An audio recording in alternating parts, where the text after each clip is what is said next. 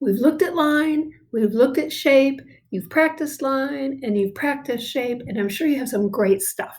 So now the fun begins.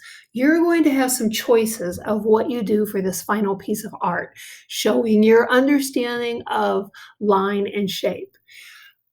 Basquiat was an artist who obviously loves lines and shapes.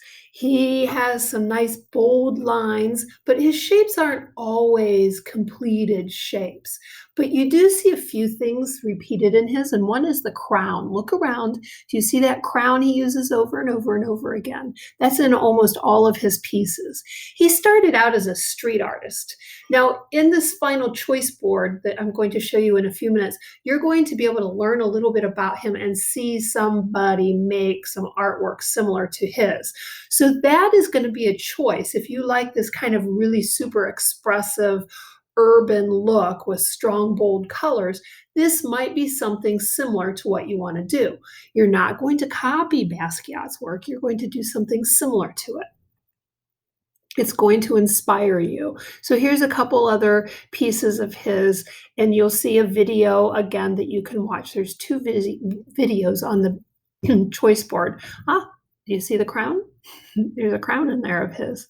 So he kind of has scary, big-teethed people with lots of bold lines and colors splashed around. A little messy. If you don't like messy work, you might want to look at Henri Matisse or Henri Matisse.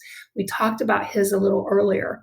Look at that line. He cut out a yellow shape or line, turned it into a line that kind of unifies and goes over that wonderful purple horse. They're opposite colors, so it's really wonderful. And then there's the black line that's curved at the top right corner. There's a black line that he cut diamond shapes out of to kind of positive negative space through there. That's really cool. And then there's those Henri Matisse shapes cut out of the black paper, again in the top right corner. And you can probably find where he reused those same shapes on in the black around there, the black shapes around there. So he cut them out to be white, and then he reuses them sometimes in his pieces. So you can see the positive and negative. But a cut paper piece is absolutely fine. You're using shapes and you're creating lines. That's the whole idea. I want you to kind of make this your own.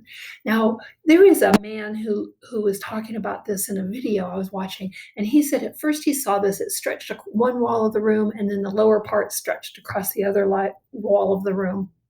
And he said it just looked like really cool random shapes. But then he started to see people. Can you see the people? And he started to see these little wisps or weird shapes of the blue. And he found out that these were people splashing in water. It was a swimming pool.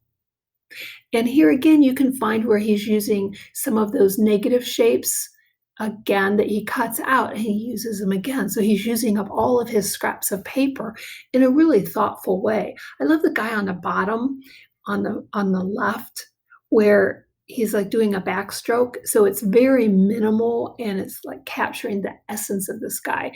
Can you find somebody doing a cannonball or diving backwards in here or underwater or just splashing into the water? A lot of fun in this painting or collage, I guess.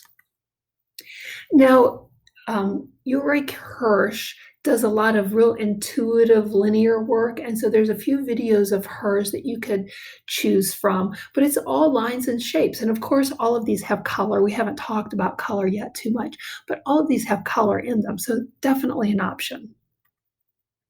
This is another one of her pieces, a little more simple. And I want to talk to you a little bit about this choice board. We're going to look at that in a minute. There we go. So the choice board is what you're going to use to decide and to kind of educate yourself a little bit more. Obviously, right in the middle is the video you're watching right now. Okay, so that's the directions that you're supposed to watch now. And then you're going to pick these, and these are all videos on the outside. You're going to pick the style of art that you want to use.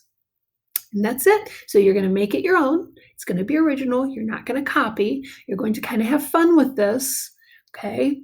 And pick one of these or combine a couple of these for your own artwork.